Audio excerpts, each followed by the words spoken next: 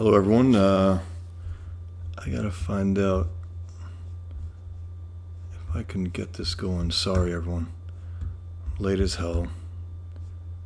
I had a number of problems here. Let's see if I can get this right.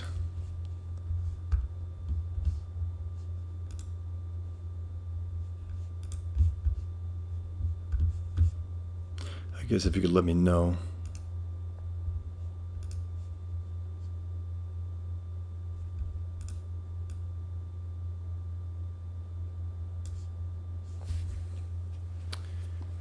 Let me see. So I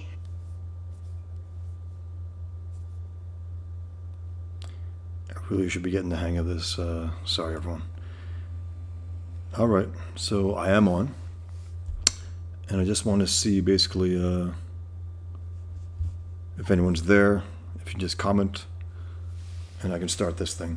I apologize the delay. It's just again, I'm trying to figure this all out, and I had a few things to deal with.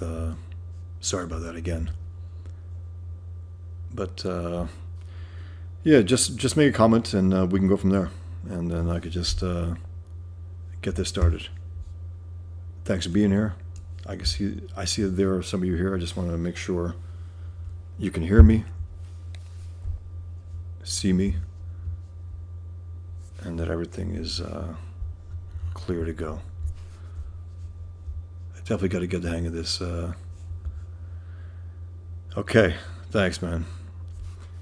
Okay, so I set this up. I think the old day. I just literally couldn't get here in time, and I apologize.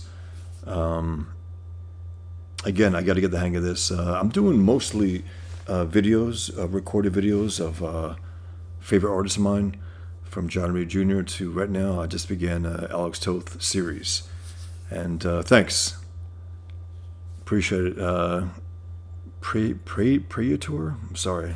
Maybe if you could just write in how to pronounce that. I want to make sure I get it right. Yeah, so I always intended to do like a series on Alex Toth, my favorite, more than my favorite. I think he's objectively the greatest comic book artist of all time. It's not in my opinion, it's a fact. And I know, believe me, Ditko's great, Kirby's great, John Byrne, Frank Miller, John Romita Jr., John Buscema, all these greats. But he's the guy, I mean, when it comes to comic book art. He didn't produce as much as the other guys, but when he did, it was extraordinary. He took it to another level. Okay, Praetor. Thanks, man. All right, guys. So, yeah, check out. I mean, most of my stuff is recorded videos. Right now, I'm doing the Alex Toth one. I have 2 videos part of that series right now. It's an in-depth discussion of Toth, his work. Thanks, man. Thanks, Praetor. Yeah. Praetor mentions Holy Terror, Frank Miller's anti-jihad, I mean, concretely, it's anti-Al-Qaeda graphic novel. And, you know, while I give him credit in there for taking it on, because no one besides me and him actually took on, you know, jihad, even though some people might assume others have. We're the only ones who actually took it on directly. But I just went a little further. I went take on the ideology as well, not just the concrete threat. I took on the religion, the Islamization of the West, the weakness of our culture, government. Basically, we cannot fight this threat ideologically on a physical level because we don't have the moral certitude that's needed to take it on. So yeah, so I did that. I did another video on John Romita Jr. So when you can, check out the videos I've done. I got to get my viewing numbers up because I thought that once you get 1,000 followers, you can get monetized. I was mistaken. You have to have a certain amount of views, hours of views. So check it out. You know, I would appreciate it, and give me some feedback on there and what you like about it. I'd love to hear it. Then the old day, actually, I did a video in the face of what the UK is doing to its citizens, and I'm noticing something. They're throwing citizens in jail for comments on social media. That's a fact. That's not a lie. That's not propaganda. That's a fact. They're throwing him in jail for comments. I don't give a damn what kind of comments they have. There are ones that are pissed off in the aftermath of the 3 girls who were slaughtered. They might get a little heated in their commentary, but what are you going to do? I mean, you got to let off some steam, right? So let them let off some steam online, and that's it. Instead, they're throwing them in prison. These are older people as well. Yeah. If it all come in time, you'll get there eventually. About the, I guess, this live stream business.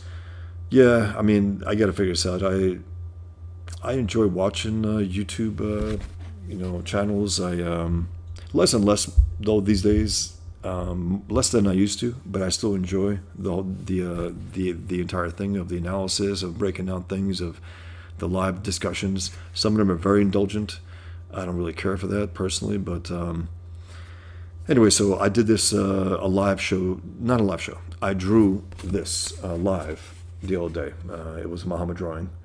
I wanted to do it live on the air after hearing about individuals in the UK being thrown in prison, and there was one individual who he was thrown in prison for yelling out, for chanting, who the fuck is Allah? That's what he asked. And of course, you have these leftists, oh, that's not what happened. Oh, no, he did a lot more, a lot worse. I don't believe it. I just don't. Leftists, meaning they're fine with people who are protesting being put in prison. I just edited the new propaganda poster that the left is releasing about Obama. I mean, about Kamala. Similar to the Obama Hope poster, this is called Forward. So I changed it to Commie Whore, and with the same drawing. And there was a guy, a commie, who's voting for Kamila, who actually said that he wants to see me in jail. I mean, in jail for a graphic, for editing someone's graphic. And it's clearly not, it's clearly an edit. But it's unacceptable. It's unacceptable, this type of behavior by governments in the West. Again, we expect this from dictatorships, from Islamic hellholes. Absolutely, we expect that from allegedly civilized countries. Absolutely not. It's unacceptable. So I did that, and then I also have a number of other things. 1 second, I'm going to just look at the comments here. Prador says, yeah, you definitely don't want to cut off people's way of venting off their anger over some of that stuff by not allowing them to come out. Absolutely. We need to, especially in what's going on in the world, if we can't do that, if we can't vent with our voices, with words, with drawings, the culture is going to explode.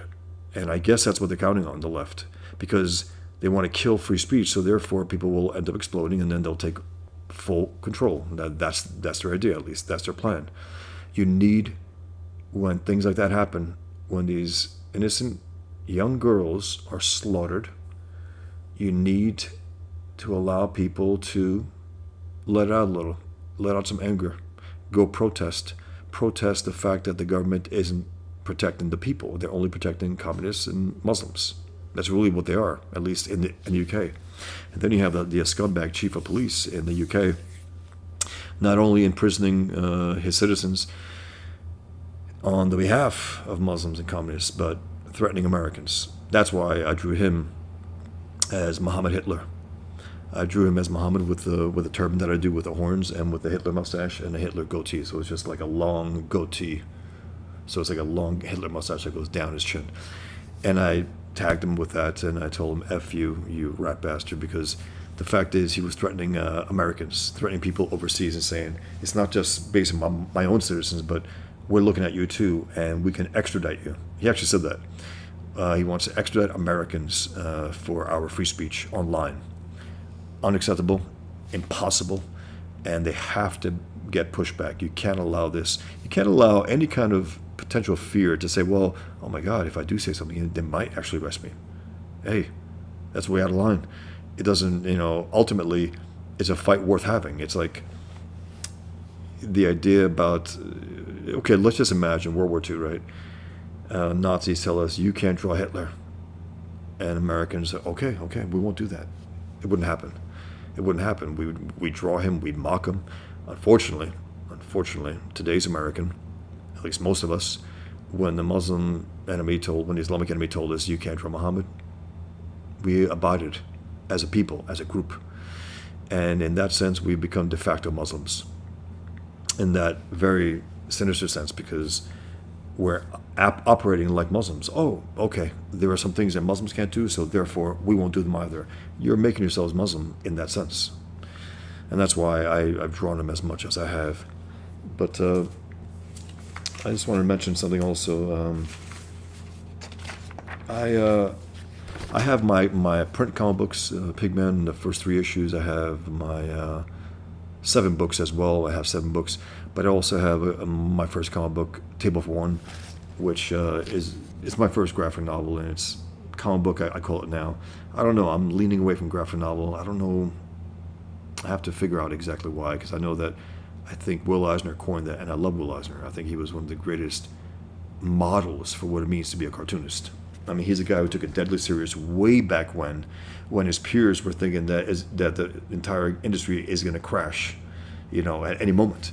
He said, no, we got to take this seriously. We have to force the issue and be respected here. We have to produce great work for adults and for children, whatever, and just do the best we can. And so he, I think, coined the term graphic novel. And I remember Toth had a little problem with that, some others, and I really never had a problem with that. I used to call it, but right now, for some reason, I'm hesitant about using it. And again, I got to figure out why. It's not something that I'm conscious of exactly why I decided to do that, but so it's my first comic book, Table for One, and it's been in print for a while, and it's also been in on Comixology, but I want to sell them on my website as well. So I have digital versions of Table for One. That's the cover, and Alex Toth, the greatest comic book artist ever, loved my comic. He loved it. He gave me a beautifully handwritten work of art of a postcard, and blew me away. Absolutely blew me away. And I also have my Pigment comic books available now digitally. You can order them at my website, boschfawson.com, in the store section. It's at the top of the store right now. And they're half the price of the print copies, both of them, Table for One and Pigman. So there's that. And this is something that I mentioned in yesterday's video, actually. Alex Toth, he made this in 1974, I believe. And it's one of the most stunning drawings he's done. It's interesting. I mean, I know I'm affected by it. I wonder if you guys look at this and are blown away as I am. The beauty of the composition. Again, the alien ships hovering over, circling. The ship there with the water, the beautiful black hair. I mean, it's awesome. That's how I opened up my latest video on Toth. And then I want to show you something here also. It's a first look at some of my thumbnails, or I can call them, I guess, hand nails, because they're a little bigger, of my latest comic. I don't want to give away, to be honest, about what it is, but you can get a decent look at it. Got this. I've done a ton of pages so far, and if you notice, the pages, they're a lot longer than they are wide, and there's a reason for that. Here's the last page. I just want to give you a little glimpse at that. And this is my latest project. It'll be a few hundred pages. It's been a few years in the making. I haven't announced it yet. It hasn't been announced yet. Something I'm very excited about, and it's something that the design, I talked to those who hired me, and I wanted it to be taller than most books. It'll be 8 by 14, 8 inches wide by 14 inches tall. A few inches at least taller than your average comic book graphic novel. And there's a reason for that. I wanted to have a heightened physical feel to it. It's very exciting. I've been working on it for a while now, and it's had to edit the script pretty intensely, I got to say. I wasn't crazy about that idea, but you know, it is what it is. And again, I'm always looking to edit my work. I'm always looking to refine it, always looking to simplify. So I tell myself, you know, it'll be leaner and meaner, while at the same time I'm cutting good stuff.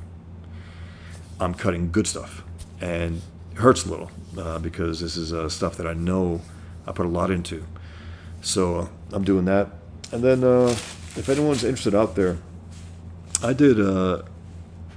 By the way, I'm part of the Comics Gate Kings now on Ethan Van Sciver's show on Mondays, and it's an honor to be part of it. You got these great cartoonists for decades in the industry, and I'm in there now, and I was invited to be, and I just very honored by it. So the day before that, Ethan Van Sciver had an auction where I sold a number of my cartoons. And if anyone's interested, I got a few more I just want to show quick. You can buy them at my store. This is Greta Thunberg as Muhammad. You know, the how dare you business she pulls. I got that. I got this older one of Muhammad as a rapper. I'm a killing me some infidels, yo. That. I got Jussie Smollett. Believe. I have Paradise from the visual Quran that I ended up drawing for the Danish publisher. This is the 72 Houris, and then you got the boys as beautiful as pearls that are referred to in the Quran. I guess he was trying to appeal to the homosexuals in the Islamic world. And I have so many, you know, original art pieces. If anyone's interested, you can go to my store, boxfalls.com, go to the store, and scroll down. You'll see a post for original art. And you can basically order it from there in the shopping cart, and then let me know. Message board, whatever you want, like a Twitter or Facebook, or if you have my email, just let me know which piece you want. I also have this I drew, I think 4 or 5 years ago. Ended up looking like Joaquin Phoenix as the Joker, the Woker. I have this one as well. This is Dark Side as Muhammad. And I tried to do the Kirby, the Crackle. Me Too, United Spacers Alliance. I'm fervently anti-Islamic as well. And in my comic, the cartoonist in there is told, he's accused of being anti-Islam. He goes, I am. It's not an accusation. It's a fact. And I'm proud of it. And same here. It's like people, you know, when they call you anti-Islam, it's like, yeah, and that's a good thing.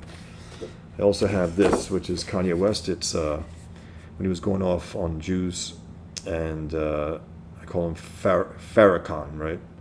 Louis Farrakhan, Farrakanye. It's like James Bond. He goes Farrakanye, Muhammad Farrakanye. You know, he snapped. I got a few more things here also. This is the last one I'll show, but this was the mayor of London. What's his name? I forgot his name. But this bastard, he was bitching about Trump. I think they had like a big balloon of Trump mocking him in diapers. And he said, that's perfectly fine. And yeah, it is fine. And we agree with that, right? Like it or not, yeah, they have the right to do that. So I said, okay, all right. So let me have Muhammad as a big balloon with diapers. And I think he would have a different kind of reaction. I don't think he'd be as for it as he was for the Trump one. So that's his reaction to a Muhammad big balloon with diapers. So yeah, so if you're interested in my original art, anyone who's watching or will be watching after the live show, it's boxfalls.com. You can go to my store in the top right corner. You can click that and scroll down to the original art and go from there. And you have, again, I have hundreds of pieces of original art from my first comic book 201 to Pigman to forget about it. I've drawn Muhammad over 600 times now, so I have many, many cartoons. I sold a lot of them as well, but I still have a lot of them as well. So if you're interested, check that out. So in the meantime, guys, if you have any questions, I can just answer some questions, because if I don't have too much going on here, I don't know, I wanted to basically interact with people. And if you have questions, just ask away. I'll try to answer from here, and hopefully we can get some more people in here. Hello, Matt. United Space Alliance. Howdy. Thanks for speaking out against phonies and phony religions. Thank you. Appreciate it. Garville says that's hilarious. I'm assuming he's talking about some of my Muhammad cartoons. It looks like Greta. Yeah. Paradise. Thanks. That was that ended up being in the book.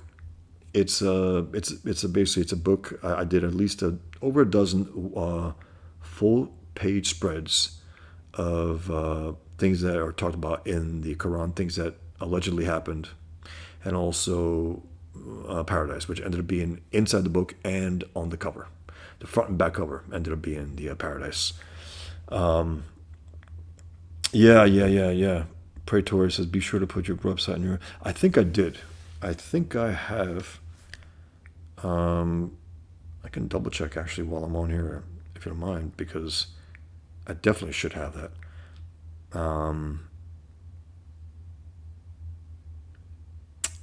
It doesn't. I got to look into that, but thanks, because I definitely should have that. Appreciate it. My style, yeah. It's it's. I'm not like John Romita Jr., where he says he says I have a deadline style about himself. I take pains to try to simplify. I don't like putting a lot of lines unnecessarily. Authentic detail, absolutely. If I'm drawing machinery, try to do it as detailed as I possibly can, absolutely. Other things, I mean, backgrounds and whatnot, sure. When it comes to faces, I like to keep it pretty bare. I want the faces to be naked. I want them to be expressive. I want them to be seen. I don't want them to be covered up with... I remember back in the day, I think Jim Lee drawing those early X-Men comic books. Literally, I can count over 100 lines of absolute unnecessary lines on the face. And again, I like this stuff, especially back in those days. But I even at the time, I was like, it's just way too much. It gets in the way. He's trying to hide. I love artists who aren't afraid to stand naked. It's important. Yes, Garville. Sadiq Khan. That's the mayor of London, which is shocking. You got a guy who, he says, like, we got to get used to terrorism. We got to get used to knife attacks. And no, in Islamic hellholes, sure. Okay. Pedro says, what do you plan on covering after your Toth videos? You know what? Toth is the best. So I wanted to start with him. And again, Toth is new to a lot of people. To be blunt, a lot of people don't know about him. It's unfortunate. But he is... He's the guy. I mean, he has his own heroes in Noel Sickles and Milton Caniff and Roy Crane, but I think he surpassed them all. I'm not sure if he knew that. I know that. He did. John Romita Sr. used to have Alex Toth at his studio, right? Why did he have him? Just to have him there, as he put it. Because I just wanted Alex Toth to be in the studio. I think that's awesome. I think that's massive respect. And John Romita, an all-time great artist, saying that about him, it tells you something about the power of Toth. So Toth had to be the one. And then I think I might, maybe even Miller, because Miller is a different story there. He's a storyteller. He's a writer, really. That's his real power. And his imagery can be great at times when he busts his ass, but when he doesn't bust his ass, it's pretty bad. It's pretty bad. He has to work extra hard. He's not a natural artist. He's not like Toth. He's not like Romita. He doesn't have that natural ability to draw well. He had to really work hard. And when he doesn't work hard, it shows. He's a writer. I think his best writing was when he did Born Again, Daredevil 227 to 233 with Dave Mazzucchelli drawing it. As good as it gets. But I'd love to do that. I'd love to even break down him as a writer more than as an artist. I can picture doing that. And again, I have a lot of artists that I admire. I can go, okay. There's one that maybe some of you might know about, maybe not. I'm gonna go through your questions, and I really appreciate you guys. Thank you, man, because I love talking comics. I love talking about my work. I love talking about the culture war that we're in. We are in a culture war. Those who deny it are losing it. Those who deny that we're in a culture war are losing the culture war. The left doesn't talk explicitly about culture wars because they've been fighting it for decades and decades, if not longer. Anyway, so Rodolfo DiMaggio, he was a penciler in the 90s at DC. Green Arrow, he drew under stories written by Chuck Dixon. I mean, he was so good. He was like a cross between Toth, John Romita Jr., and with a great finish. And he took a little more care, I think, for the faces, because John Romita Jr., he gets a lot of shit. Oh, I mean, undeserved. He's an all-time great. He's a great storyteller. But I will admit, some of his critics about his faces, he doesn't take as much care on his faces as he used to, and he sure as hell doesn't take as much care on his faces as his father did. He tends to make people with very short faces, bigger noses than they have to be for women, which is like a no-no. You just don't do that. He gave Superman like a Punisher type nose, a broken nose, which doesn't work. I think he toned that down when he did Superman Year One with Frank Miller, which was some of his best Superman art. Even though, I was really looking forward to it. It wasn't as good as I hoped it would be. But yeah, so Rodolfo DiMaggio, a fantastic artist. Limited window in comics. I think a few years he drew. And then he basically, check it out. He drew, he penciled, what was it? Green Arrow, could it have been issue 199 to 200 something? I think it was. And it picked up an illusion that Miller made in A Dark Knight with Green Arrow, Oliver Queen, and something having to do with Superman. If you haven't read it, if you ever read Dark Knight, you should, but I don't want to ruin that either. It's something having to do with a situation that was alluded to in The Dark Knight Returns, which actually takes place in this story. So what they did, in a lot of ways, the editors, because Dark Knight is considered its own universe, its own world, but a lot of stuff that happened in it has been part of canon now. Which is good because I think it deserves to be. I think it was that strong.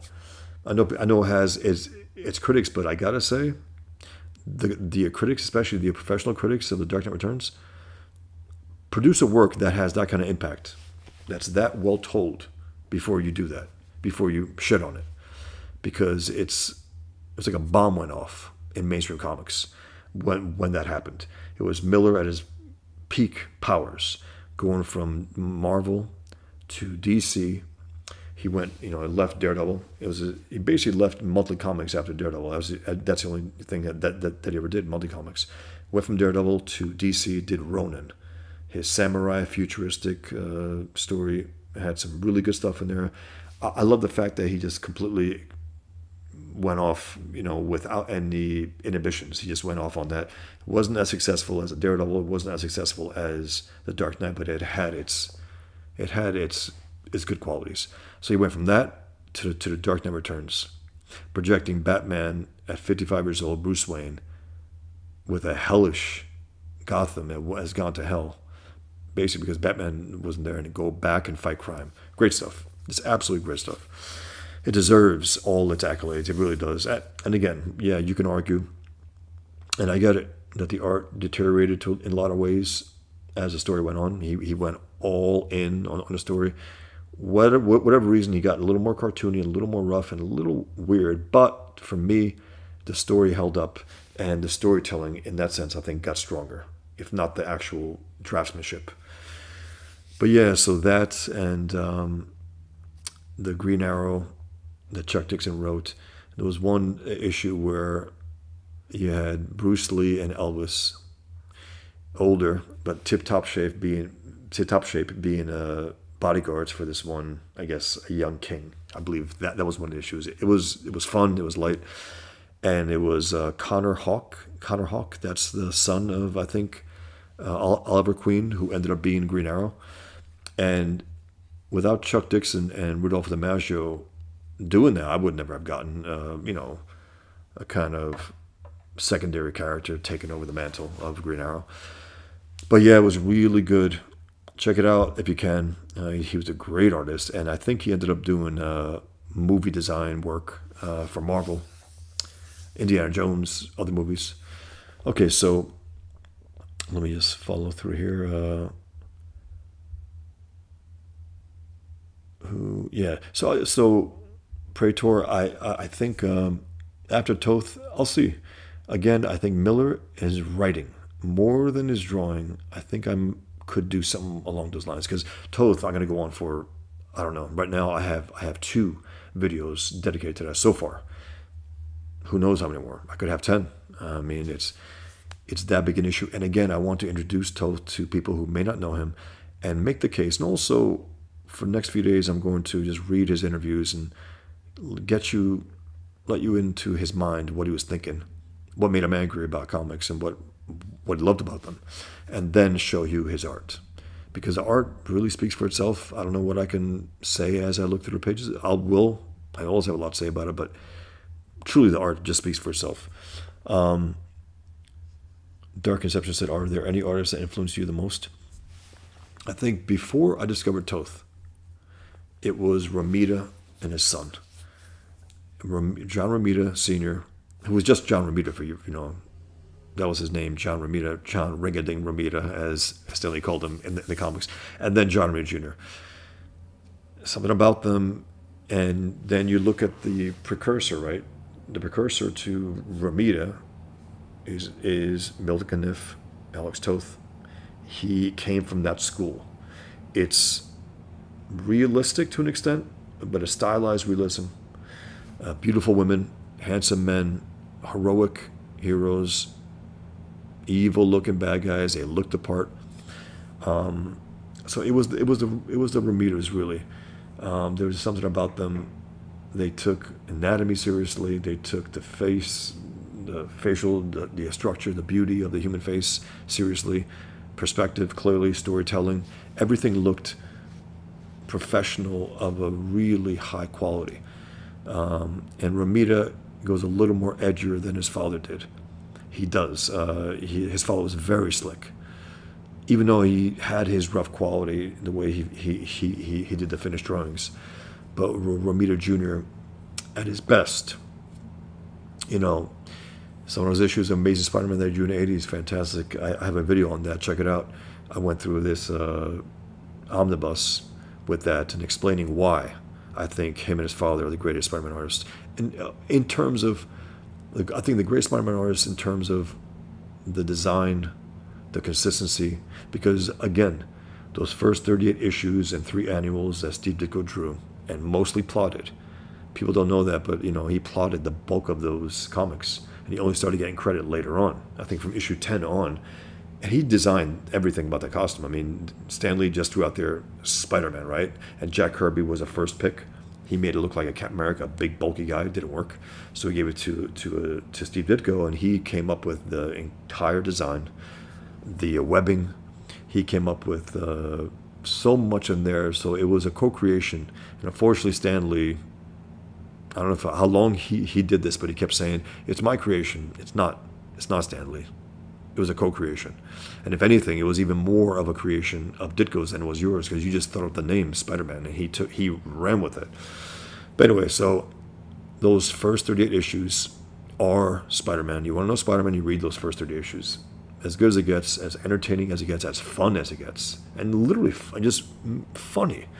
I mean, we know Spider-Man cracks and all that, the bad guys, but man, it's generally funny. So it was the Romitas really did it for me, and then Miller. Frank Miller probably had the most influence over me in terms of to try to write and draw comics. Not to draw comics, to write and draw comics, to become a full cartoonist. Write, pencil, ink, letter, color, and do everything, even publish it, even ship it out. So Those are the big ones. And then I got into Toth. And I don't know what it was. I was in a comic shop looking at, I guess, the cheaper section. I was just curious what's in there. And they had this black and white, torn up, I think it could have been, not could have been, it was for sure, Bravo for Adventure. And I looked at it. It was a whole page of silhouettes. And I was like, what is this? It's some strong stuff there. It's like, it's very impactful. It's it's simple. It's a little off-putting. It's like, it's not like anyone else drawing comics today. That's how I was introduced to Toth. And then I looked around, saw some issues here and there in the back issues, and there wasn't much out there. You couldn't get. I don't think at that time you could find the internet to find out back issues and whatnot. I went to comic book stores in New York, Forbidden Planet, the other ones. Started getting slowly but surely these issues, and then they started to release collections of his art, which I began to show on my videos. You'll see, because I have a tall stack of books of Toth.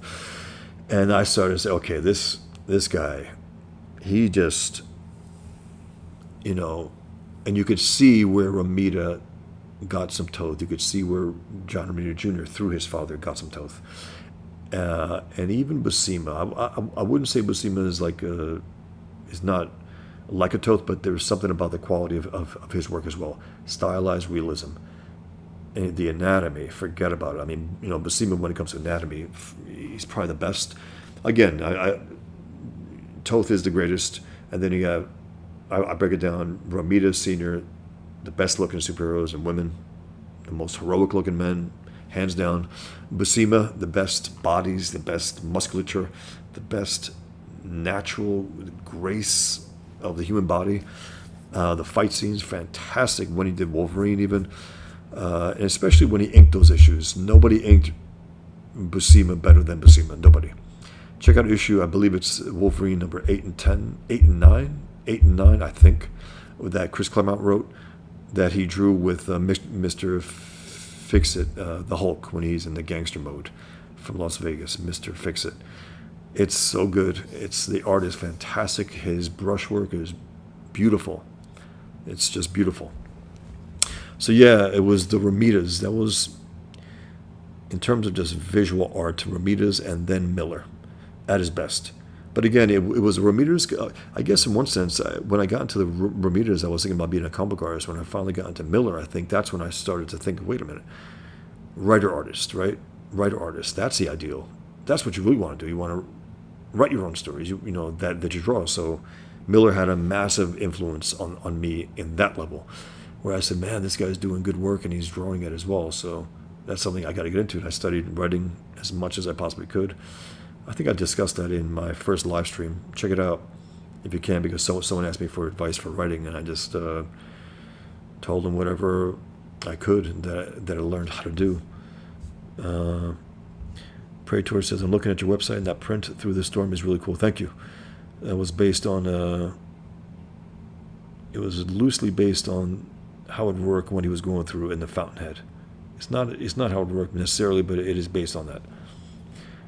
Matt, sorry guys, I'll just say your first names. Apologize. Matt.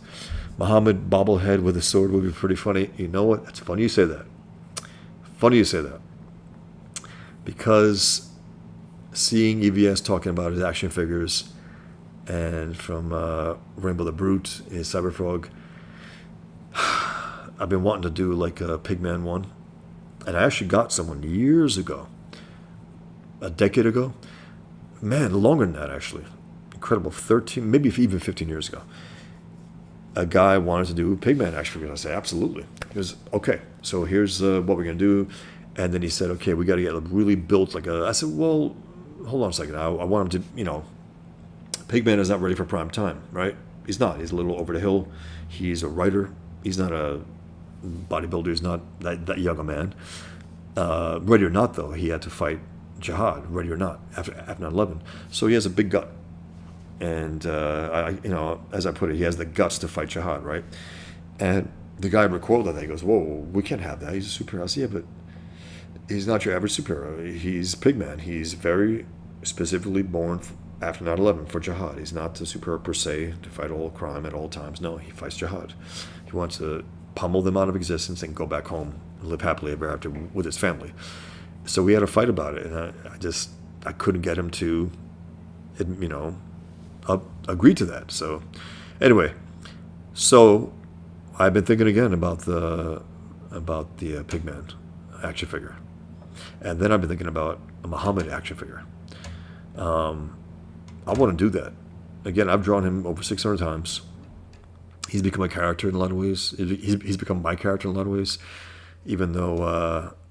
And again, there's no real competition. I've cornered the market, right? What market? There is no market for John Muhammad, but that could be something. I want it on my shelf, just to have it on my shelf, and anyone who's ballsy enough to actually buy it. And I say that because people do email me, tell me I'm afraid to order your stuff, and I'm like, I get a little bothered about that because this is how I make my living, and I'm like, you're gonna let your fear. I said, I'm taking all the risk. You're just buying it. You're not. No one's gonna find out. I don't tell who my customers are. I just don't. But the point is that anyone who's balls enough to actually have it and put it in their home, because people do get my Muhammad cartoons, and they hang them in their homes. I imagine how that goes, conversations with friends who are not in the know. Anyway, so that could be something. So yeah, bobblehead or action figure. Yeah, Praetor. Yes, Rodolfo DiMaggio. Check it out. He's great. Blitzy says, do you like Garth Ennis? Preacher is the Christian Pigman. I love his Punisher. I love Garth Ennis. I know it's people have had their criticism of him. He's too harsh. He's too nasty. He's too this. He's an atheist. All that. Preacher was great. I remember going in a bookstore, seeing the cover somewhere, or something about it. Maybe I heard about it. I pick it up and I crack it open, and you have Jesse Custer, the hero, cursing out this old lady in a way, I think it was his grandmother, if I'm not mistaken, that I never saw in comics before. Every name in the book, an entire page of it. I was like, what the hell is this? Got it, devoured it, read the entire series, loved it. And his Punisher is great. His Nick Fury is great. He's a great writer. Regardless of where he goes sometimes, especially when he writes superhero stories, it seems like he hates superheroes. I think he has a contempt for them. Even though when he did do, what was it, Hitman, the comic? When Superman appeared, there was a reverence from Hitman, and through him, Garth Ennis, you could tell there was a reverence for Superman. Treat him with complete respect. Something about that. I like that. It's like an old school attitude towards Superman, who deserves respect from his fellow superheroes in the comic and also from fans, especially when he's written well. But yeah, Garth Ennis, I think he's great. He's a great writer. And the last thing I got from him was a Punisher about a Russian. It was Russians and jihadists. It was really good. A few years ago, I think it was the last thing I read from him. Really brutal and a great comic. Punisher meets his Russian counterpart. That's what the gist was of the story. Who dealt with jihadists, and the things that they did to these Russian soldiers, unspeakable. But they that's the thing about the Max series. You can take it to the edge. They can push it as far as they can. And by the way, if you haven't seen also another artist, two more that I'll mention, modern artists who are so good. Goran Parlov, who drew Punisher with Garth Ennis, he's great. I guess if you were to think about it, there's a little Buscema, a little Toth in there. He does love Toth, but there is that quality, that great quality, and he's a great caricaturist as well. Goran Parlov he did a number of Punisher comics with Garth Ennis, and then Tonci Zonjic, probably botching his name, Tonci Zonjic. Tonci Zonjic, I believe it's Tonci. A great artist who I haven't seen his work in the last few years, and I'm thinking there's something going on with his health. I don't know for sure, but thinking the way he writes on X sometimes, he's dealing with something, unfortunately. He's a young man. He's a great artist, and he is, if there is a Toth out there right now, it's Tonchi Sonjic of that high caliber. He did, what was it? Check out Lobster Johnson. He drew a number of those series. Mike Mignola's creation, Lobster Johnson. Check those out. He's fantastic. He's a great cartoonist. And he gets better and better and better. So I hope he continues his career and his work. I hope he overcomes whatever he has to, because he's a guy that you could point to and say, wow, comics are in a good place when he's doing them. When a guy like that is doing them. Even when Garth Ennis is writing at the top of his game, I think he's great. Praetor asks, Chuck Dixon usually picks really good artists. He does. He definitely does. But yeah, Rudolph DiMaggio and Chuck Dixon, that was a great series. Great arrow. Praetor says, I would be really interested in hearing a discussion on Miller's writing. Yeah, it seems like it's hard to find much on comic book writing on YouTube. I think so as well. That's why I think that'll be a pretty unique take on it. Definitely discuss Miller, but discuss his writing as better than his drawing per se. Even though, again, those images in Dark Knight are fantastic. They're indelible. They're legendary. You look at those splash pages, especially in the 16-panel grids. I mean, it's brilliant stuff, man. It's absolutely brilliant. But his writing, that's what, if you didn't like the art, you can still read the story and be completely taken in by it, regardless if it didn't look the way you wanted it to look. Al. Hey, Al. Bosch, have you read Ditko Shrugged? Great book. I've read a handful of Ditko books, and I believe, is that the French one? If you're talking about the French one, I was going to get up and just look, but I don't want to get up from here. But I know I read a number of them. I must have read all the books that were released. I have a stack of them here. I think it was half French, half English on one page. It's great stuff. I mean, Ditko was also a unique talent, a very unique talent. And like me, he followed Ayn Rand's philosophy, objectivism. He used to go to the classes, I think the MBI in the 60s, and the Nathaniel Branden Institute, that Rand used to chime in sometimes, go in there. He created The Question, Mr. A, based on Ayn Rand's philosophy. And then I was on Katie Did's channel. Check it out if you can. I don't want to repeat it here, but I discuss Watchmen and Ditko and Milt and Moore and what he tried to do and what he ended up doing. And check it out. It's a really good interview. Katie's great, and we spoke for a few hours. And I discussed Ditko and Rorschach. Rorschach in The Watchmen was Moore trying to bring down objectivism, Ayn Rand, and Ditko, and The Question, and Mr. A, all in one. And he bombed. Because what happened is that he had the integrity as a writer, because he is a good writer, to be honest with the character, right? Even though he thought he was making him into this disgusting villain. But he wasn't. He was the most compelling character in the entire graphic novel. Without him, the story collapses. Dr. Manhattan's left. And one thing I did mention, though, I will mention, is that Moore, right? He calls himself an anarchist. He calls himself whatever, all that, magician. He's a communist. I mean, you just got to see him wearing the hammer and sickle on his T-shirt. But you look at the story, and if you haven't read it, maybe stop listening. It's worth reading. Absolutely, it's a good comic book. It's a slog at times, I gotta say, but Rorschach keeps it going. And Dave Gibbons and the storytelling and the whole work of it all. I mean, it was a real. They put a lot into it, man. Regardless of what I think about Moore and his philosophy and all that, but the guy, they really did something impactful. Anyway, so you open it up in the first issue, you got the right-wing perverted version of Captain America, the comedian, right? He gets taken out. Last issue, you have Rorschach being taken out. The two right-wing characters are bookended. They're taken out. Only a leftist would do that.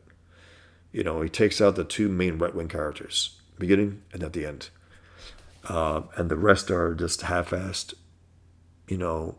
immorally compromised, intellectually compromised, from Dr. Manhattan to, what's his name? And someone tried to argue, I think, during my live show when I was on about Ozymandias. I think I was on Frog Tony's show, and I mentioned that Ozymandias was like he was a leftist. And so, no, he was a capitalist. Like, give me a break. He mass murdered millions of people. What do leftists do when they get power? That's what they do. Human life means shit to them. Capitalism means a human life when it flourishes. It's not about just a buck. It's about making great things, about making a ton from that. When people say, evil people are capitalists, no, they're doing something else. It's like George Soros is a capitalist, quote unquote, to the very limited extent, but he's out there to bomb the world with his poison, with his poisonous ideology that's anti-capitalistic. Anyway, I can get into that, but I believe I did, Al. I just don't remember the actual title, but I must have read, because I have a few of the hardcover books that were released. Dark Conception says, just like Bill Finger and Bob Kane in reference to Lee Ditko. Yes, absolutely. No doubt about it. Bill Finger had far more to do with the creation of Batman and his Rogues Gallery than Bob Kane. And how it happened, I don't know, but man, justice has been served, because now when you see the credits for Batman created by Bob Kane and Bill Finger. Now, I would love it if it was created by Bill Finger with Bob Kane, but because Bob Kane, from what I gather, was a real piece of work, let's just say that. Strange Signal, Je suis Charlie, absolutely. Absolutely. Charlie Hebdo. Charlie Hebdo, 2012, had their offices firebombed. And I drew Muhammad in blood red with a Hitler mustache. I think it was the first time I drew him with a Hitler mustache, I believe. Oh, no, it wasn't. Actually, I drew him years before that. But it was 2012, drew him with a Hitler mustache. And then 3 years later, they were massacred, 13 of them. Editorial, cartoonists, writers in their offices by two Muslim brothers. And they ended up killing a few more people outside the neighborhood. And so from that, a few months later, in March 2015, when they were slaughtered, it was January 7th, the massacre. I think in March they had the Defend the Prophet conference in the Garland, Texas. And then in response to that, Pamela Geller, Robert Spencer had the what was it called? I'm sorry, the American Freedom Alliance. They decided to have a Muhammad cartoon contest where they would have the event at the same location where they had the Defend the Prophet. And if you don't know, I ended up winning the contest. Went there, gave my speech within 20 minutes. The two jihadists who drove in from Arizona tried to shoot up the place and kill us all. Fortunately, they got blown away outside of the venue when they got out of their cars. It's a long story. I've discussed it on a few different shows. So I was in two movies about it also. Two movies about free speech, Silenced and Can't We Talk About This? Can't We Talk About This? Which is a line from the great-great-great-grandson of Vincent van Gogh. And what's his name? Van Gogh. What was his name? He was murdered.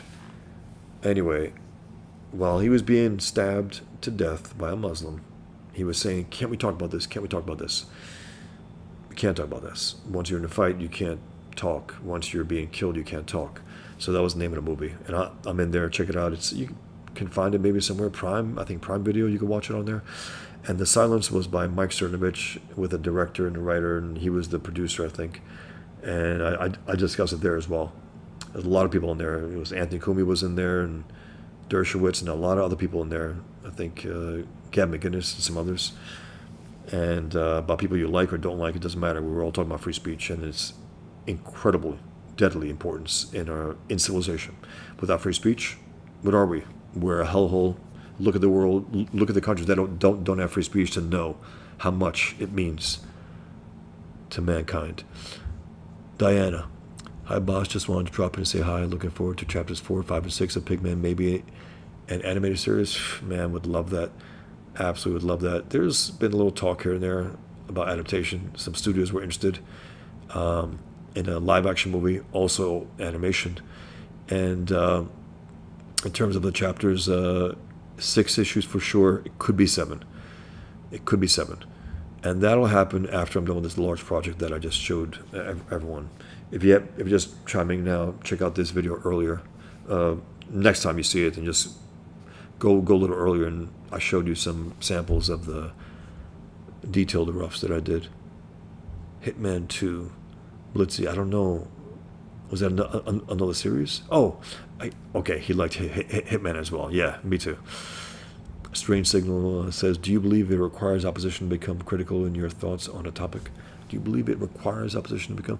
I mean, it's good to know the other side. It's good to know what they think, because you can argue against it far better.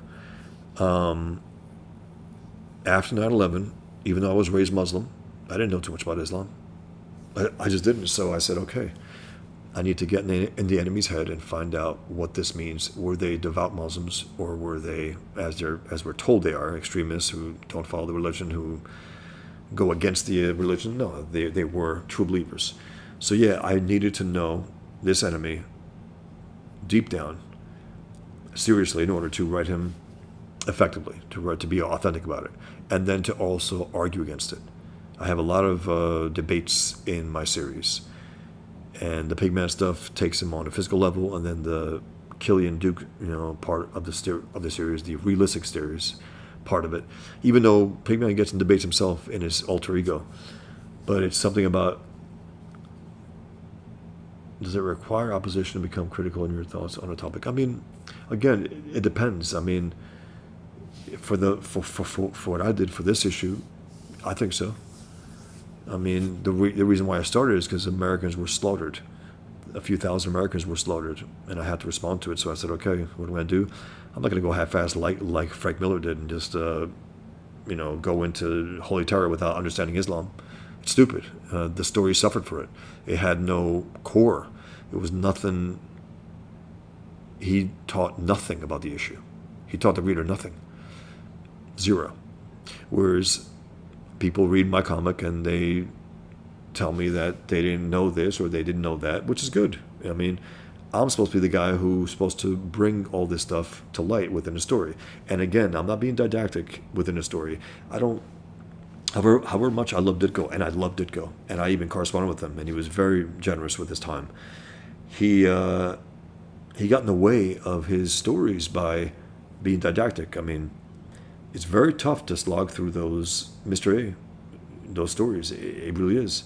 Again, when he's fighting guys in alleyways and he's teaching them philosophical lessons while he's punching them out, there's no time for that. This guy's a waste of life. He's a criminal. He just killed someone. He just stole something.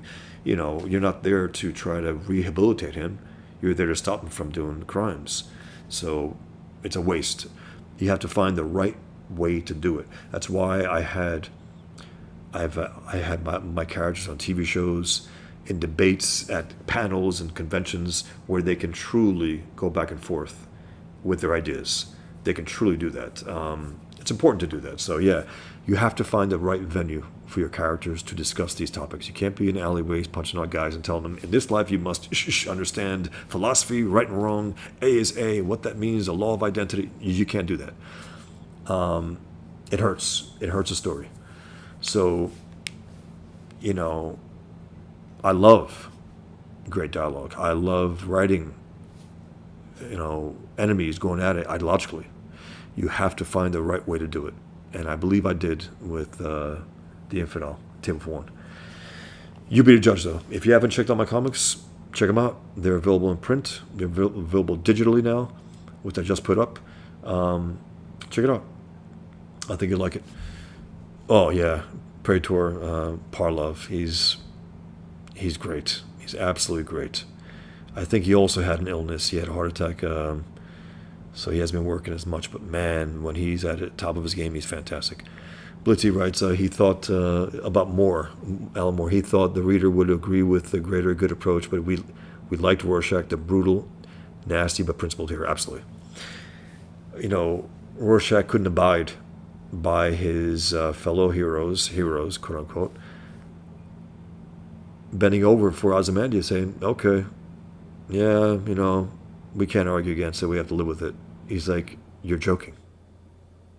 No, the world has to know. And he even puts it in terms that I think Moore thought was ridiculous, but which is so, again, it's compelling because he said, "Never compromise, not even in the face of Armageddon." That's Rorschach. He takes it to the end. And, for a fictional character, it works really. It really works. And those around him didn't understand him. They had no principles. He was the principled guy. He was the guy who wanted to take it to the end, and he hated evil. Hated evil. These guys didn't really hate evil. They were evil. I mean, Ozymandias was evil. What's his name was, by his passivity, he was evil. Dr. Manhattan. He could have stopped a lot of evil things going on, and he didn't, because he was confused. He went on to Mars and just spent time there. I mean, he lost his humanity. So therefore, he was amoral. I mean, he didn't give a shit for human life. Repairman Jack, Hill Comicsgate, absolutely. Jimmy the Lumberjack, Hill Bosch, thanks, man. Hill Chat. All right, guys. I think I've been here for about an hour. If you have any more questions, ask away, please. Because outside of that, I'm going to go and do another Toth video. So give you a few minutes to get that going, and then we'll see.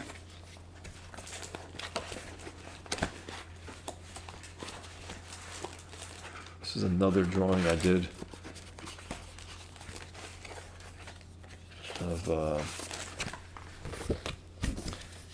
here's another drawing I did after it was on the anniversary of the Charlie Hebdo massacre, and it was a little take on my winning Muhammad cartoon that I ended up winning, with Muhammad saying, "You're going to die for drawing me. Doesn't your life mean anything to you?" I said, "Life without freedom means nothing." And when I write that, you might think that's a line, you might think that's throwaway. No, it's absolutely true. What the hell is life without freedom? You're in a hellhole. You cannot express yourself. You cannot express your mind, your thoughts, your ideas. That's not life. So this is one of my drawings also that is for sale as well. I'll get you a good look at him. And then I got something here also. I'm assuming some of you know who this is, what this is.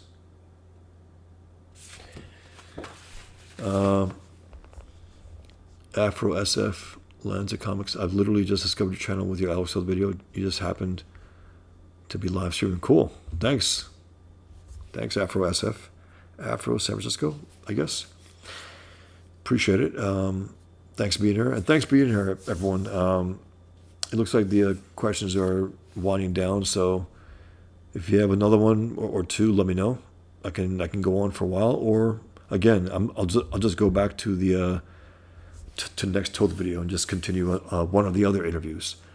And then there's one part in that magazine where Walt Thompson talks about Toth's postcards. And I have Toth postcards. He sent me postcards, handwritten, their works of art. And I think Simonson was funny about it. He goes, "Yeah, he's great. Yeah, all that's true, but the postcards." He was like, "That's what's great about Toth." Pretty funny. Jimmy the Lumberjack. Question about telephone. Will was based on you. I have to say the tagline of the book had me hooked. Walked into a credit room and not a soul in sight. Thank you, man. It's funny. People say that, and these characters, they're more iconic. They're better looking and all that, and people, they assume, yeah, but again, they're better looking. That's just the way it is. I mean, when you want to draw these characters, but yeah, based on me in a sense where he's works in a restaurant. I worked in a restaurant for years. I had family in the business. I worked. Then after I started working for non-family, for reasons, family can be tough to work with at times.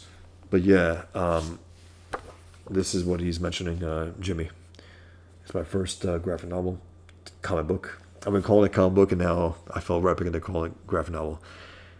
And even a cover, right? There's something hidden in plain sight as well. You know, the pen is mightier than the sword. Well, if you look at it, it's a Japanese sword handle pen. To say that, yeah, the pen is definitely mightier than the sword. It's like a sword.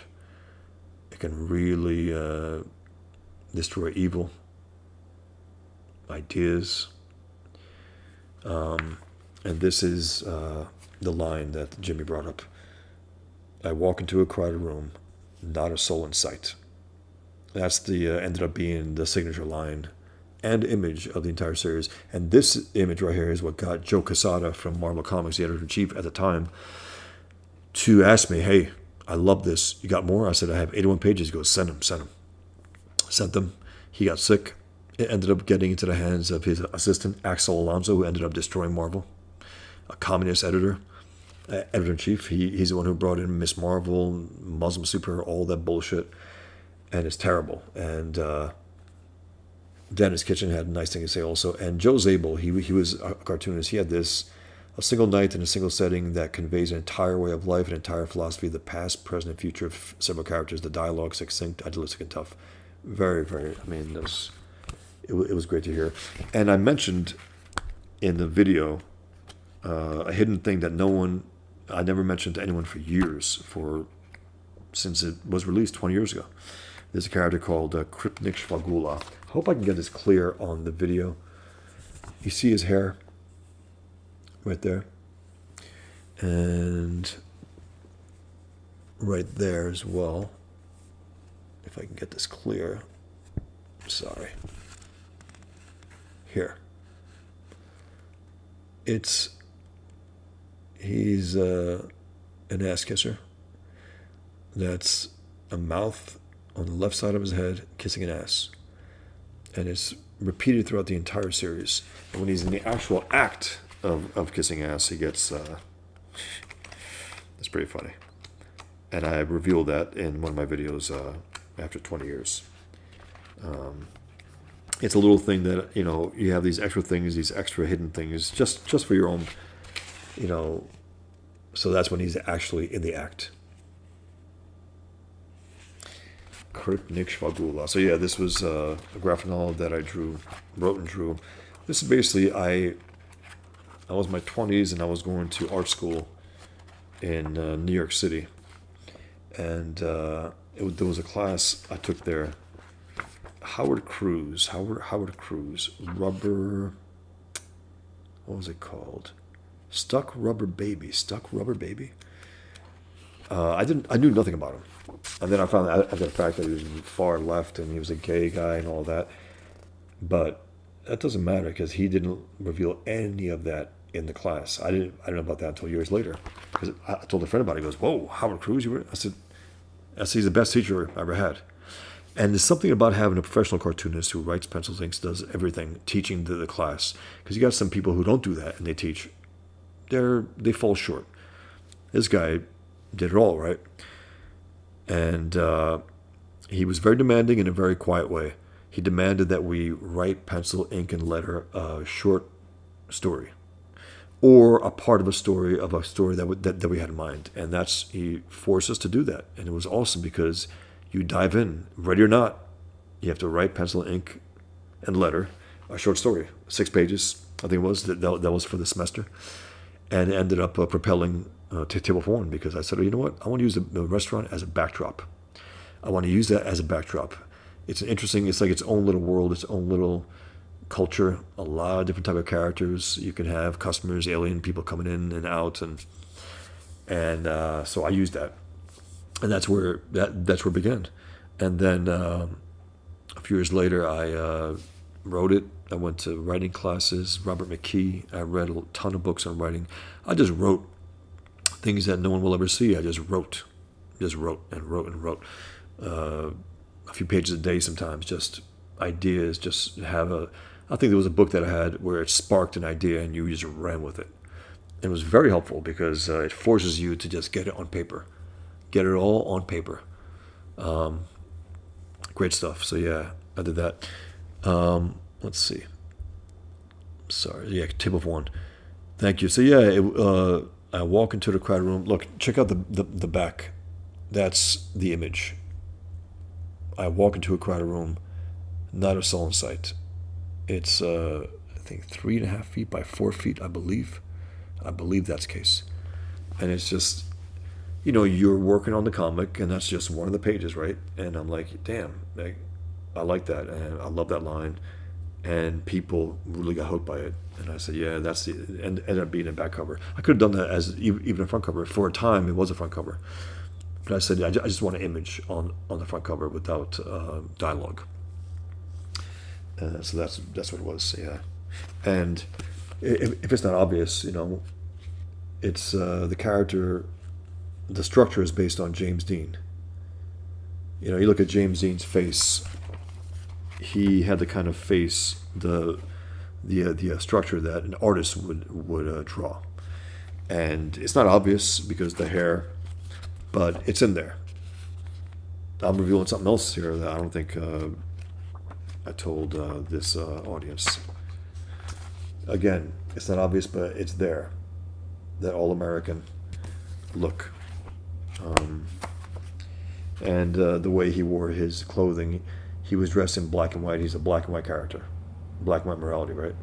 He's like a priest, but it's even further. It's a longer white thing because the priestess has a tiny one, so I made it a long thing. And he's all black, where the black of his clothes blend in with everything behind him, and it goes like that throughout the entire book. And then there's a huge scene here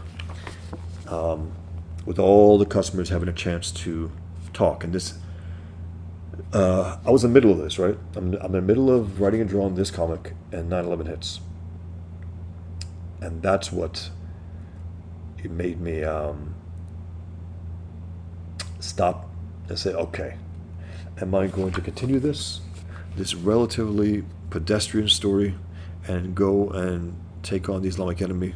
Or am I going to finish this and just develop what I'm going to do? And it ended up, I said, okay, let me stick to this. But let me open up the page, the adult page spread, and have these customers talking about the attacks, and then just go back to the story. So it's just it had a particular time and place. It didn't necessarily prior to that, but it did after. And this is dedicated to the individualist, and also, if you notice, fall 2001. You got the towers there. And in the opening, it's the writer, William Howland. He likes to write on a rooftop. And the first line he writes is, he walked into the crowded room, not a soul in sight. Talk about a character. And then when he's in a restaurant, he feels that. He goes, I walk in the crowded room, not a soul in sight. Anyway, so he's here. He gets a little frustrated by the fact that he just ran out of ink and he's being called into work.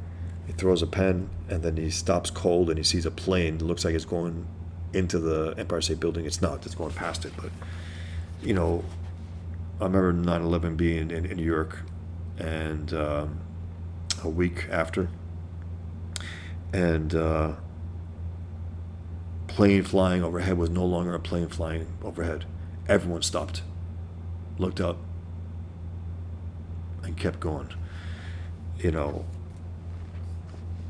I used to go to the school of visual arts, and I always went in the way that I went with the train and got in, and I'm walking, and it was always the Twin Towers, always there, on my way. And I don't know if I saw them the night before, because I was there the night before 9/11 happened, and it rained like hell that night. I do know that. So I don't remember. I know it was always on my way to and I always looked up. And I don't know if I looked up that night. I can't remember exactly if I did. But so that's where the story takes place. You know what? Let me read a little of the dialogue, if you don't mind, where I have that. Check it out. Some of the commentary.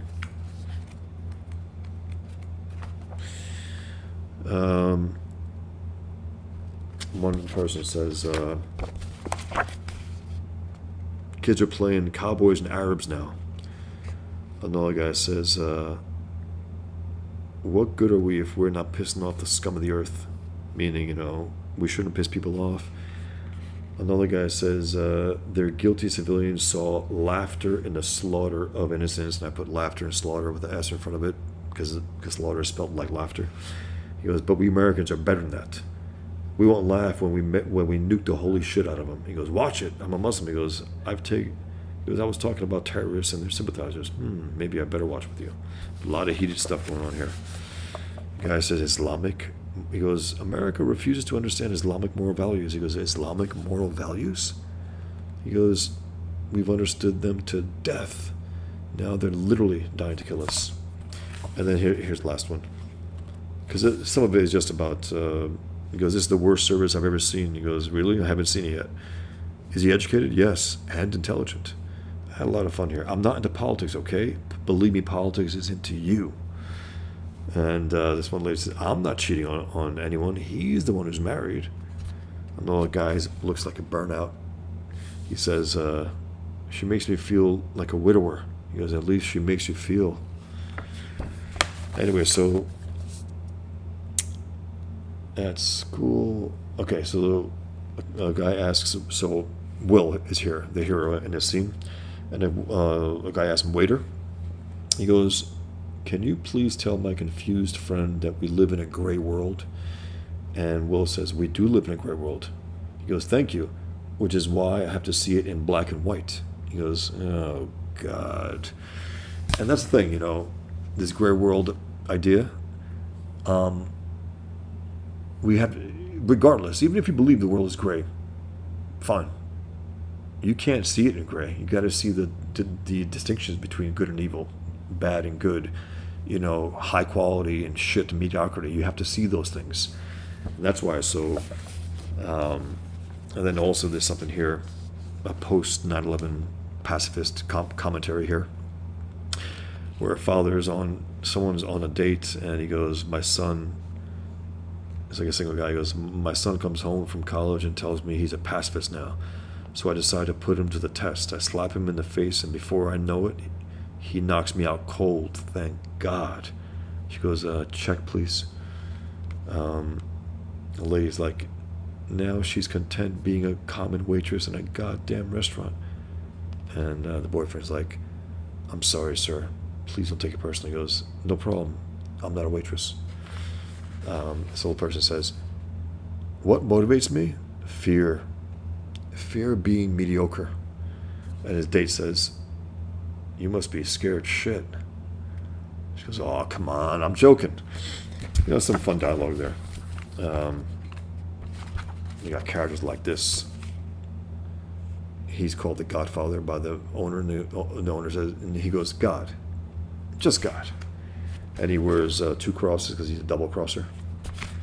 And then this also, I just think that drawing's funny. Where he's drinking the huge glass of wine. So let me go to a few more questions if you have. Blitzy, I know you don't like Grant Morrison. You know what? I'll tell you about that right after. Not even one comic. Look. Blitzy. It's not that I don't like Grant Morrison. I think he's an asshole. I think he's an idiot. I think he is also a good writer at times. If you were to ask me, what's your favorite Superman comic? All-Star Superman. There were moments in there that surpass anything that Byrne or the others have done. And it's still not the greatest, meaning Superman hasn't had his Dark Knight Returns. He hasn't had his great comic. He hasn't. But that's as close as it's gotten. And there are elements in there, moments in there with Jonathan Kent and the future. I mean, all the versions of Clark that were going through time. That moment with the girl on that roof, and quietly when he's good, man, is he good. And then he has a tendency to make not just ugly faces, like the ugliest faces on the heroes, on Superman, even Lois. But yeah, I hate the fact that Morrison after 9/11 came out as a pacifist, right? And now, after all this bullshit with the trans stuff, he goes, "Hey, I'm non-binary." He's a man of his time. He really is. He's not a leader in that sense. He's not. But yeah, if you ask me, my favorite Superman story, one of my favorite comics, All-Star Superman. I have the Absolute Edition, the huge one, which I think I will look at on one of my videos. It's that good. There are elements in there that are so good from both Morrison and Quietly that, yeah. So his Bliss says his JLA run brought me a long time ago back to comics. Yeah, that was that first 6 issues, I think it was, with the Martians. I mean, it's fantastic. It was great. His Batman was great. When he's not doing drugs, I think he's very good. But the idiot brags about doing every drug known to man. That's an imbecile. If he has a family, he's even worse. So yeah, a good writer at times, very good. And then what the hell is he saying at times? Like, there are elements even in All-Star Superman. I'm like, okay, here's another Grant Morrison thing. But then I forget about it because it's really good. It's very simple. That opening, right? Probably the best single opening of any comic in terms of origin story. It was 1 page with 4 long panels. Doom Planet, down to basically his adopted parents. Brilliant, beautiful. So yeah, I don't like the bullshit he spews in interviews and all that. But yeah, I have his comics. I had Week 3. I don't know where it is now. Maybe I got to get a better copy of that. So yeah, I like his stuff, but he's a chore, man. He is. Jimmy the Lumberjack says, similar 18 years ago, 18 years in family restaurant, had to leave, and I get it. Glad I found your story. Thanks, man. Yeah, it was a great way to make a living while I'm studying my art. It was a great way to do that. You can make a lot of money in a very short period, as my character does. He's a writer who was working nights. You can make sometimes a few $100s, which is great.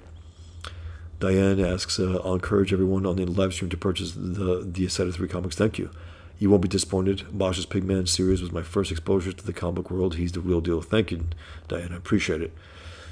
I love Pigman. I love, you could argue I hate why he was born, but he was inevitable after 9/11. And again, the first character I had in mind, of course, was Captain America, right? But I was a novice cartoonist. I wasn't published yet. I was working on my first story, and I knew Marvel would never ever allow it. And they're like, "Who the hell are you, first of all? And we can't let you have Captain America kill his guys." I'm like, "Yeah, but he's a super soldier. Let's get serious here. These guys got to be killed. You can't knock them out." And then I said, "Well, that's impossible." So, as I often mentioned, I started thinking about, okay, what's the last thing in the world that jihadists want to face? What's the last thing in the world jihadists want to face? Ex-Muslim, ruthless. He knows their language, literally.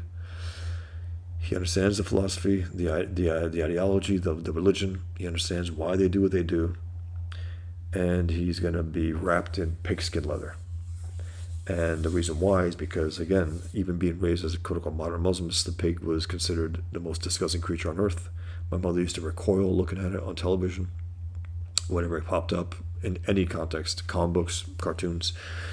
Cousin got beaten up because she bought the wrong bologna, the pork bologna. And so I said, okay, wrap him up in pigskin leather. As I often say, it is a pun, but it's a good one, to exploit the Islamic enemy's bigotry. That's why he wears pigskin leather. And they get scared shit to the point where when they know he's around, some of them kill themselves because they don't want to come in contact with him until they're told that it's forbidden to do that in Islam, and technically speaking, it is. So yeah, it's just he came organically from 9/11. There was a time when cartoonists, comic book writers, and artists, they created their heroes because of real life events. Captain America, Joe Simon, Jack Kirby, World War II, Hitler, punching Hitler on the cover. It's awesome. Superman, I think Crime, Bob Kane's family, the Jerry Siegel, Joe Shuster, I believe the same thing. I think his father was killed.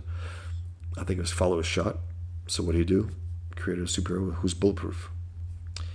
And Pigman is like ex-Muslim. He sees the horror. His wife almost died in the towers. He's been writing against Islam for years, against Islamic Jihad, and he finally says, okay, he hears Bush say Islam is peace after 9/11. He goes, okay, I'm going to have to take the war into my own hands. Like, Batman takes the crime into his own hands. Pigman takes the war into his own hands after he sees our government's failure. And again, it's not due to our soldiers. I think I got resentment from some soldiers years ago. I said, hey, man, you trying to insult us? I said, absolutely not, guys. You've been done dirty, though.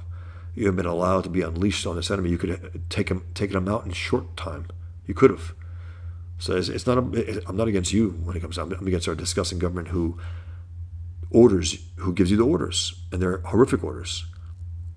They're not made to defeat the enemy. That's a long story. Blitzy writes, nice communism and business, good combo. Pray towards that book still available in print. If you're talking about Table for One, yes. Table for One is still available in print, as is Pigman. I'm getting a big print order coming up next week because I ran out of issue 1 and 3 Pigman. I got new prints that I have to order. Pigman trading card. I have a Pigman trading card 1 and 2 at my store. Check them out. I got a lot of prints. I had a store on Google for years and it got nuked. So I had to start a new website. So I probably have a quarter of the prints I have available. I have 100 and something prints. I have 7 books. So check those out as well. So yeah, if you're talking about Table for One, it's still available in print. I have, again, 7 books. I have 3 comics. I have a few more coming. And then I have this big graphic novel. And then, as I said, I'm going back and forth on graphic novel, but this one will be a graphic novel. Pretty funny. Thanks, Evan. Appreciate it. Evan writes, adore Table for One. Thanks, man. People seem to really like it, and it's interesting. I remember going to conventions when I was going to conventions when I was still able to go, when I was still welcome to go. MoCA, New York City, SPX, Small Press Expo in Maryland. Of course, the San Diego Comic-Con. I went there every year. I loved it. I loved getting out for a bit. I'm a solitary person. I don't get out much, so it was a real change of pace. You get there, you get to talk to people, you get to sell your stuff. I used to sell Table for One as Dirty Harry as a waiter. That was my pitch. People seemed to chuckle at that. And they got the idea. I said, okay. A very black and white guy in a restaurant. He doesn't kiss ass. He does a good job, but he's not an ass kisser. And he doesn't take shit from anyone, whether customers or the boss. And I used to go to those conventions, and someone says here, what was it about the conventions? I loved going to those conventions. It was fun. Okay, I sold a few thousand copies of Table for One right out of the gate, and I remember telling someone that offhand. I didn't think it. I was like, damn, I'm struggling here. They said, how many you saw? I said a few thousand. What? They were blown away. I was like, what? I said that's.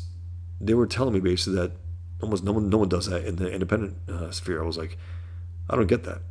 I want to sell a lot more. Anyway, that to me is not enough. And believe me, I was pleased with those who got it, and it seemed like most everyone really enjoyed it. I got some criticism for some stuff, but I couldn't finish it. I said, what are you going to do? I mean, okay. But I sold a few thousand copies right out of the gate, and it was a big deal considered, at least to the fellow cartoonists I was with. Again, I think they were thinking too small, personally speaking, because I want to sell, thousands of copies of my stuff. That's what I want. I want to get my stuff out there.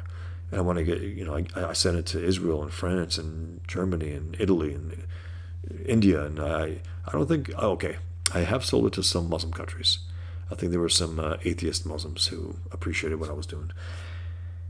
But I'm a little worried about those guys because, again, who knows? They get their mails cracked open. They can pay a heavy price for that.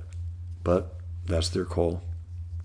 They know what they're doing, I guess. But Jimmy Lumberjack says, that poster is next on my buy list. I love Comicsgate and the CG Kings, me too. Without ABS, I never would have found your work. That's one of the reasons why I really appreciate the hell out of Ethan Van Sciver. I gotta say, I think he's the only guy big in comics, mainstream comics turned independent comics, who actually give me a shot. I can't overestimate how much I appreciate it, because I can't, I don't know. It means a lot because, again, I've been in the wilderness for a lot of years. I do my independent comics. I do my Muhammad cartoons. I do my books that have tons of Muhammad cartoons, and no one wants to touch them. And again, I get it. I get it. Believe me. All the shit that comes from that, I understand. I still think it has to be done, regardless. And he knows all that, Ethan. And when he was on the show with Paul Revoch for the first time, Paul was talking about Alex Toth, and I was like, oh man, Paul, because I've been corresponding with Paul for years. And I was like, that's great to see him on there. It's awesome. And he was showing, Paul was showing bits of his movie Robot Dreams, which looks incredible. He did some design work on there, background detail work, and I think some of the character designs, I believe. It looks stunning, and it's unavailable. I'm like, where the hell is it, man? And I'm not going off on Paul, but I'm like, he keeps saying on Apple TV, it'll be available soon, coming soon. It's been months. I'm like, God damn it. I can't wait to see it. And supposedly it's a silent cartoon about a robot and his dog. About a dog and his robot, that is. And they become friends to the extent that they can. And it's a silent movie, but music and all that. And it's a story there. And it's supposedly beautifully told. I think it won an Oscar, actually. And Paul was involved with that. So I was like, that's awesome to hear. And then at the end of the show, Ethan tells, hey guys, to the audience, he goes, any cartoons out there, invite yourselves on, or just ask me to be on. Oh, I just jumped at the opportunity. I said, Ethan, we've circled each other around over the years, and I know of your work, and I think you may even know him now. Maybe I could come on. He goes, absolutely. He goes, how about, I think he got back to me, how about tonight? I said, hell yeah. And I got on, and I discussed Pigman, my work, and I was watching all the Rippaverse stuff, and it was the day, I believe, that the Yaira live action trailer came out, which was horrifically bad. It was so bad. And young Riffa, he's a musician on YouTube and I think Twitter. He made a parody version of the Yaira trailer. It was fantastic. Anyway, so I was on there, and it was great being on. And I don't push it with people. Believe me, I was appreciative to be on. I didn't want to keep bothering him. But then I did send him my comics. I sent him Pigman and Table for One. I just said, Ethan, these are for you. Thanks, And then he mentioned that he got them and he might review them one day. Hope he does. But, and then people in the chat, they mention me sometimes, and he mentions me, which is great. And then a few more things happened, and then he invited me to be on Comicsgate Kings, which, again, a big deal for me. Whatever he thinks about that, it's a big deal for me. Because, again, I've been in the wilderness. I've been vilified. I literally, when I mentioned that I used to go to these conventions, right? I loved them. I loved these conventions. I got to hang out with fellow cartoonists who were busting their ass, doing good stuff, right? We shared booths, we shared tables, we drank after, we had dinner, we talked, we discussed comics. I mean, for hours. And this idea when people say, oh, we don't want to talk about our work, give me a break. I love comics. I love talking about them. What the hell? I mean, not talk about comics. Of course I will. Why I love them, why, the industry sucks in a lot of ways. The medium is sound. The industry sucks and all that. Anyway, so what was I getting at? In the wilderness, a few people good at what they do, and I like them. I see them again at one of the conventions, and I naturally go to say hi. I feel good about saying, hey. I walk up to them, and they literally turn their back on me and walk the other way. And it was because I had, I think, released Pigman at that point. It was 2005. I was working on Table for One, and I was thinking about Pigman for a while, but 2005 is when I actually had my almost final look. He still had the pink mask and stuff, which, believe me, it didn't work. It wouldn't work. I ended up giving him pigskin leather, and it works. It's like a rust color. But anyway, it was a little sheet that said, "When will comics take on jihad?" You flip it over. When Pigman flies, like when pigs fly. People got a kick out of it. 2005, San Diego Comic-Con. I think it was July 5th. The attack in London on the bus. I think 50 human beings were slaughtered by a Muslim. And maybe that's why people were a little more open to it. 9/11 was only a few years before that. Who knows? I don't know for sure. But anyway, I lost, friends from that. And again, to me, it's not a loss. They're not friends. If they're going to be that cold-blooded about it, it's like, to hell with you. So I gave up on even having any kind of camaraderie with cartoonists. I gave up on the whole idea because, I had a few. Bat and Lash. My favorite person in comics, hands down. And he passed away a little while back, and that was tough. My favorite guy in comics, hands down. So basically, I've been, and again, I'm used to being alone and all that, yes. But it's great to be part of this. It's great to be part of Comicsgate. It's great to be part of the Comicsgate Kings and to be appreciated on that level, because you do your work the best you can, and if you get some accolades on top of that, that's nice. That's very nice. So yeah, it's great to be here. Great to be on Ethan's show, and I really appreciate it. I know that people have bought my comics because I was on the show, because Ethan mentions me. I know that. I appreciate the hell out of it. People are interested in. They even bought my original artwork. And again, as I said, I didn't want to push it, but we had the auction, and I tried to vet my cartoons, my Mama cartoons, to Ethan in private prior to coming on his show. And he says, "Don't worry about it, Bosch." But by the time I got to my third Mama cartoon, I could tell he was like, "All right, Bosch, what do you got next? What are you going to show next?" Almost bracing himself, because I had the Muhammad's Husband cartoon, and I showed it. Muhammad's Husband was a cartoon I did because Daniel Kibblesmith, what a name. Daniel Kibblesmith, a leftist communist who did the New Warriors for Marvel, Safe Space, and Snowflake. That was the name of the superheroes, actually. And I think Ethan thought it was a complete gag, right? Others did as well. It wasn't. And I think your boy Zach, that's another story, your boy Zach, who dismissed, Pigman without even, I think, by name. Like, oh, that's silly, and that's it. That's stupid to dismiss like that, especially a guy who allegedly makes comics. Anyway, that's a different story. But Ethan, your boy Zach, what was I getting at? I'm sorry. Muhammad cartoons, I showed them. Okay, Daniel Kibblesmith made a children's book, right, called Santa's Husband, about a black Santa with his white husband. And they were on the cover, and they're holding each other, right? So I said, all right, I'm going to make Muhammad and his husband based on that. But I'm going to have them with the swords around each other, because they still don't trust each other, So they while they're holding each other, they're still... And I tagged Daniel Kibblesmith. I said, hey, you inspired this cartoon. Probably didn't appreciate it, naturally. But I just appreciate the fact that Ethan did that. I think he privated the video after, which is totally fine by me. And again, if there's a stress test in life, and there is, life is a stress test in a lot of ways. Ethan passed it with flying colors on his own, whatever he went through, all that hell. And just by having me on and not balking, and not telling me, Bosch, I can't have you on, that's ridiculous, your Mama cartoons.